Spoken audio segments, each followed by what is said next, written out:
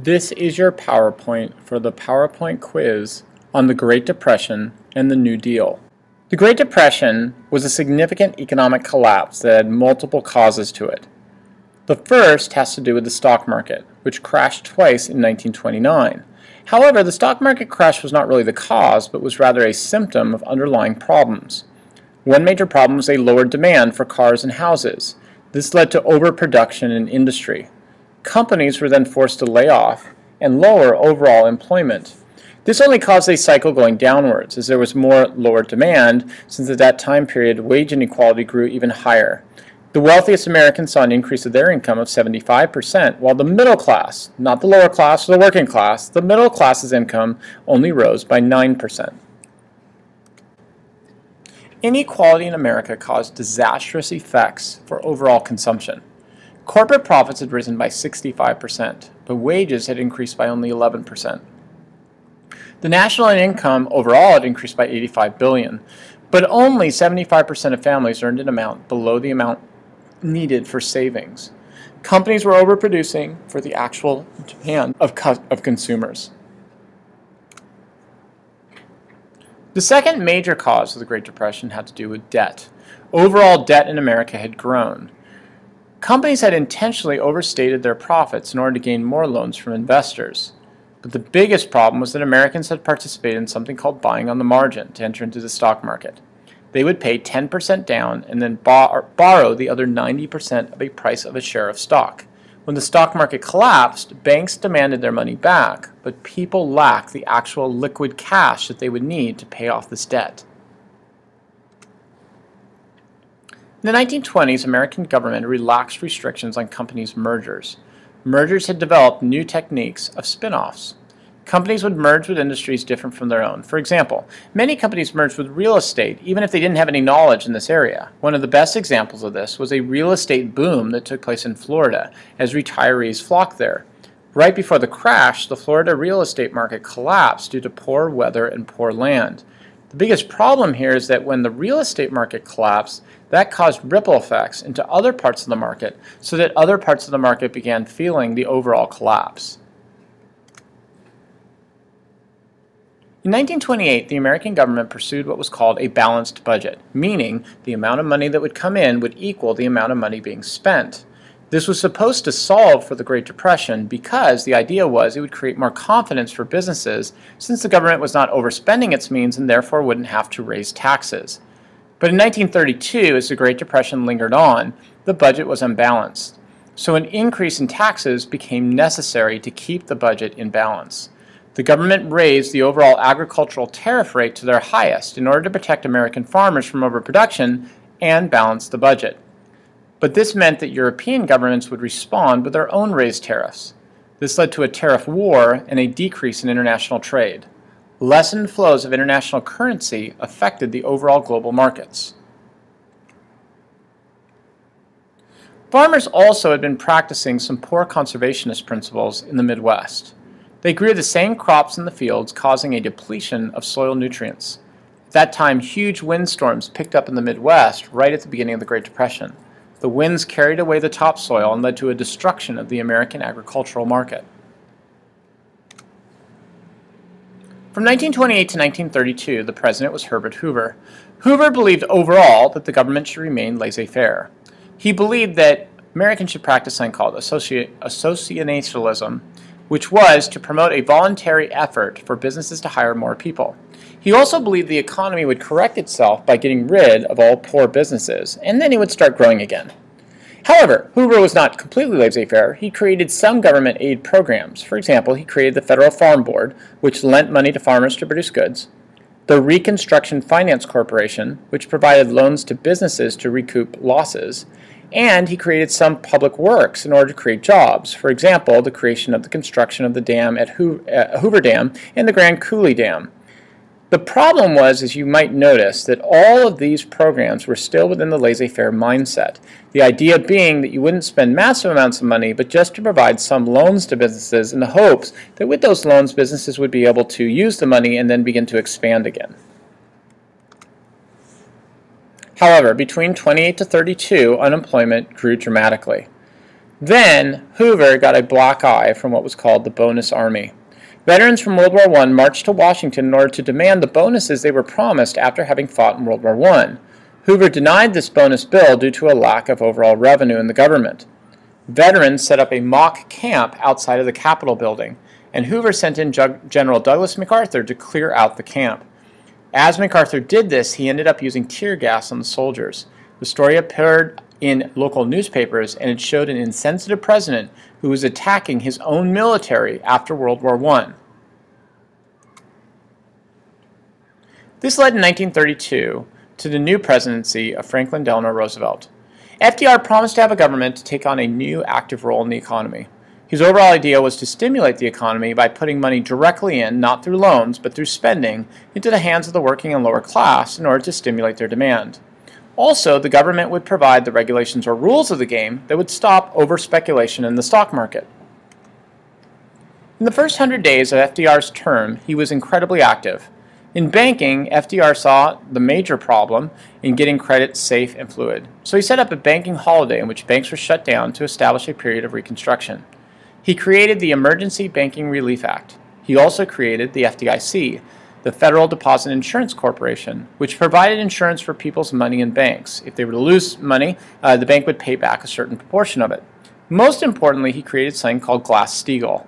This created a firewall between commercial and investment banks so that banks would, in some cases, overspeculate, but the banks where most people kept their money would not.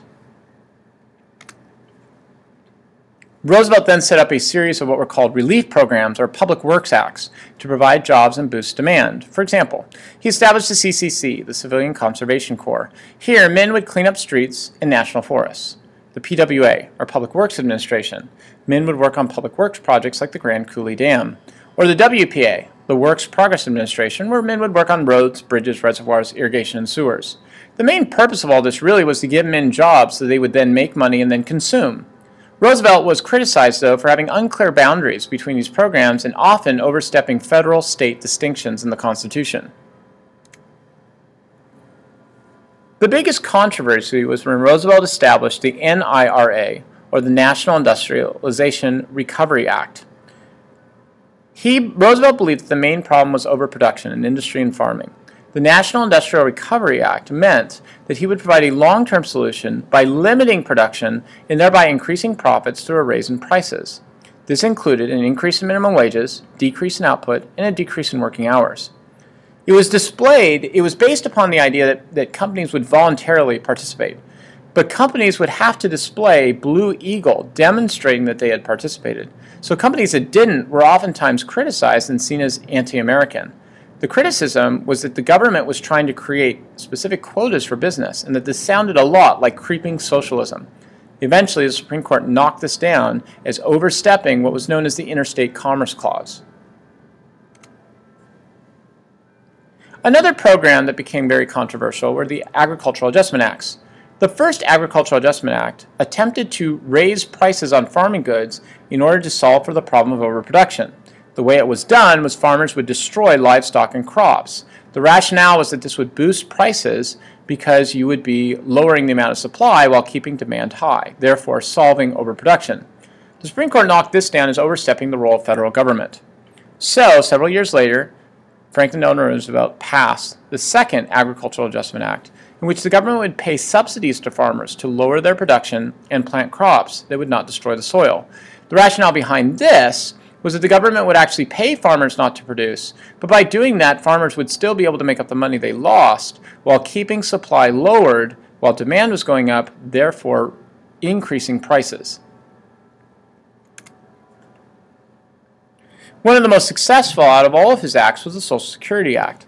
The idea was first developed by Francis Townsend, who called for a pension for the elderly. Roosevelt changed the details of this idea. Instead of a pension, what he did was he had people contribute to a government fund through a payroll tax, meaning you would get taxed on your wages. And after retirement, individuals could then pull that money out of this account. This became one of the multiple legs in people's overall retirement funds. Roosevelt had his critics. The overall criticism was that he had overstepped the federal-state distinction. Also, he was criticized for centralizing too much power in the federal government and creating long-term creeping socialism. Businesses argued that Roosevelt had created an anti-business attitude in which he constantly blamed the job creators for the problems in the economy. But there were also more extreme critics, for example, left-wing critics, who believed that Roosevelt had not gone far enough. Huey Long, the governor of Louisiana, wanted to tax the rich and then share the wealth, or wealth redistribution. Dr. Francis Townsend, who we talked about before, had not called so much for Social Security, but had called for an actual government pension in which elderly individuals would be given $200 per month. More right-wing critics were people like Father Charles Coughlin.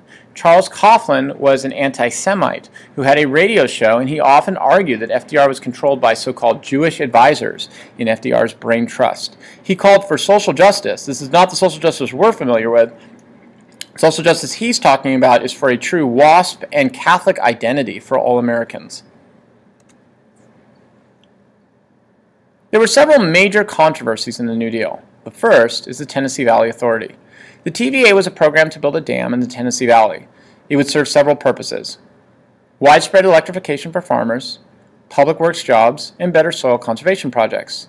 But the major purpose really was to provide cheap government energy in order to compete with private companies. The major question off of this was not whether or not the program worked, but whether or not the federal government had the power to do something like this, or if this was a state issue. The second major controversy was about Franklin Roosevelt's Supreme Court packing plan. The Supreme Court had interpreted several laws through what was known as natural law. Natural law stressed private property and contracts. The Supreme Court kept claiming that FDR's policies were unconstitutional, so FDR threatened that he would put a new justice for each one over the age of 70. Liberals and conservatives alike both saw this as breaking down the separation of branches. FDR eventually lost on this battle, but the court, out of fear, began to change its decision in fear of the overall public attitude towards the court. The other big problem is whether or not the New Deal actually even solved the issue of the Great Depression at all. Unemployment decreased during the New Deal from 30% down to 19%. Then, in 1937, unemployment went back up to about 25% in what was called the Roosevelt Recession. Conservatives claimed this was due to an anti-business attitude and new taxes. Liberal supporters claimed that this was due to Roosevelt stopping the stimulus spending he had been doing in 1936 and thereby depressing consumer demand. Finally, Roosevelt had a major problem in trying to keep together a political coalition within his own party. Roosevelt had to keep together the coalition of Northern progressives and Southern farmers. Southern farmers tended to be highly racist, and so they would not support Roosevelt if African Americans benefited from these programs.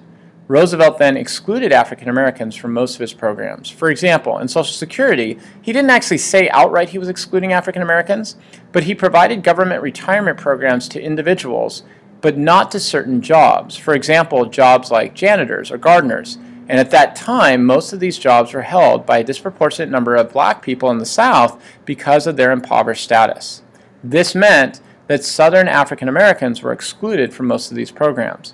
Roosevelt did this in order to get these programs passed, and his hope was in the long term black people could be amended into these programs, but initially they were excluded.